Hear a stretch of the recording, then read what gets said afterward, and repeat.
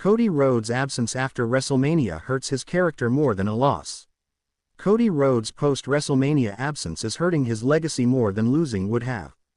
WrestleMania 40 was supposed to be the moment the story was finally finished.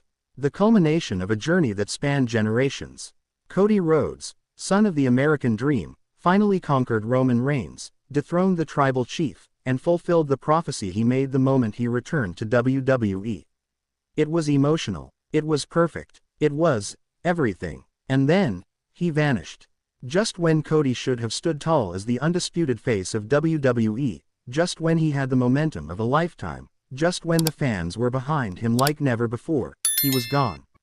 And in that silence, something changed. Because Cody Rhodes' absence after WrestleMania might not just be a scheduling decision, it might be the single biggest threat to everything he's built since returning. In this video, we explore how Cody's post-WrestleMania absence is doing more damage to his legacy than if he had actually lost. Let's break it down. The WrestleMania moment we waited years for. Let's rewind. It's April 7, 2024. Philadelphia. WrestleMania 40. The main event of Night 2. Cody Rhodes vs. Roman Reigns for the undisputed WWE Universal Championship.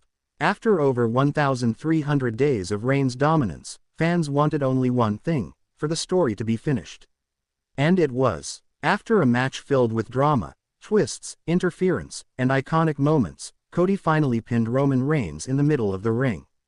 1, 2, 3. The crowd exploded. Confetti rained. Cody's mother, his wife Brandi, and even Jon Moxley celebrated from afar. It was the American nightmare turned American dream fulfilled. Cody had finally done it. WWE had its new top babyface. The fans had their champion. The company had its next era in the palm of its hand. And then, he left. The vanishing act. The Raw after WrestleMania came, and Cody was there. But only for a brief celebration. A promo. No title defense, no feud set up, no real direction. And after that, Cody disappeared from weekly programming.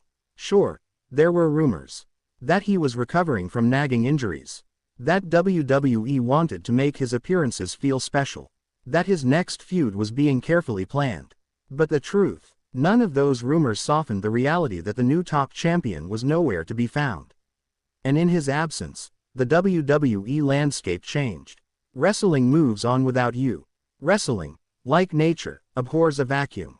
When the face of the company disappears, others rise to fill that space. And boy, did they. Seth Rollins shocked the world by aligning with Paul Heyman. Braun Breaker was unleashed as WWE's new monster. Becky Lynch became Women's World Champion. Damian Priest teased a Money in the Bank cash-in. Liv Morgan launched her revenge arc. The Bloodline, now under Solo Sikoa, entered a brutal civil war. The WWE Universe was feasting on stories, just not Cody's. And that's the danger. In wrestling, absence doesn't always make the heart grow fonder. Sometimes, it makes fans forget why Cody's absence hurts more than a loss. Now let's address the real question. Why does this hurt Cody's character more than a WrestleMania loss would have? Because a loss would have meant another chapter in the journey. It would have added struggle, setbacks, and a renewed quest for redemption. Cody could have come back stronger, hungrier, more desperate to finish the story. Fans would have rallied behind him again. They always do. But silence. Silence offers nothing. Cody finished the story, and then stopped telling a new one. The myth, the magic, the momentum, it all depends on visibility. On connection. And Cody's strength as a babyface has always been that connection. His authenticity, his weekly appearances, his promos from the heart, his willingness to wrestle through injuries, his loyalty to the fans. But now, that emotional bridge is breaking. WWE made Cody Rhodes the guy, but didn't treat him like the guy. WWE made a big statement by having Cody beat Roman Reigns at WrestleMania. That was more than just a title change. That was a generational shift. That was WWE saying, "This is our guy now." But then they didn't treat him like the guy. Where were the media tours? The appearances? The weekly promos? The title defenses? Cody should have been everywhere. On Raw, on SmackDown, on ESPN, on The Bump, on social media. waving the flag as WWE's new king. But instead, nothing. Sporadic tweets, maybe a graphic here and there. But no presence. That's not how you treat the face of your company. Missed opportunities and lost time. Let's talk about what WWE could have done, and didn't. 1. The Open Challenge. Cody could have reinstated the classic babyface champion Open Challenge. Imagine Cody vs. Chad Gable, Cody vs. Ricochet, Cody vs. LA Knight, instant classics every week. 2. Feud with Gunther. The Ring General, the man whose record-breaking Intercontinental title reign ended at WrestleMania, was primed for a world title feud. Instead, nothing. 3. Title versus. Title tease. What about Damian Priest in the World Heavyweight Championship? Cash-in drama could have sparked weekly tension. 4. The Bloodline fallout. Cody beat Roman. So why hasn't Solo come after him? Why didn't the Bloodline retaliate? Cody and the Bloodline's unfinished business just vanished. Each of these threads could have been a golden story. But all of them faded into the background. And Cody faded with them. Fan sentiment begins to shift. Let's talk about the fans. After WrestleMania, they were electric for Cody. The chants, the signs, the shirts, whoa-oh, echoed in every arena. But now, that same crowd is starting to turn toward others. Toward Seth Rollins and his shocking heel turn.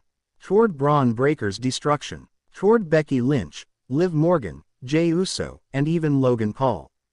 Because the truth is, fans can only chant for you if you show up. And if Cody stays absent too long, WWE risks the same thing that happened to countless past champions, indifference. The perception problem. Perception matters in wrestling. A lot. And right now, the perception is that Cody finally climbed the mountain, and now he's resting. That's dangerous. Wrestling fans don't admire comfort. They admire struggle. They respect the hustle. They want their champions to fight, to grind, to show up. When Roman Reigns was part-time, it was part of his heel act.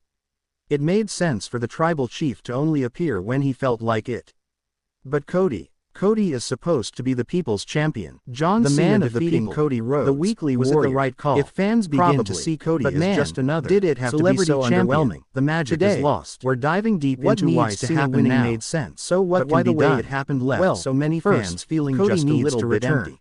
And not just break it all down. He needs to really understand what happened. As in, we need to set at least 2 matches a month. Cody Rhodes had been riding one of the hottest streaks in WWE. Second, after finishing his American Nightmare personal, story-driven feud, he became the face of the next generation. Breaker, or the heir unexpected heel the man handpicked to carry the Karrion Cross. Cody needs conflict. John Cena, third, make John Cena.